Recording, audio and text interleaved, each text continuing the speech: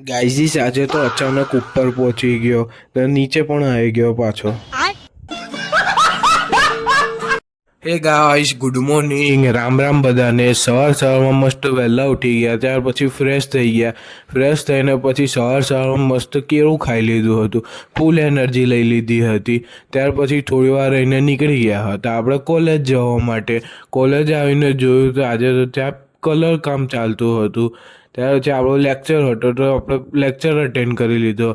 ત્યાર પછી લેબ પણ હતી તો લેબ અટેન્ડ કરી લીધી. લેબ અટેન્ડ કરીને પછી નીકળી ગયા હતા આપણે ઘરે જવા માટે. ત્યાર પછી ઘરે આવીને મસ્ત જમી લીધું ને હું નીકળી ગયો હતો પાછો બહાર જવા માટે.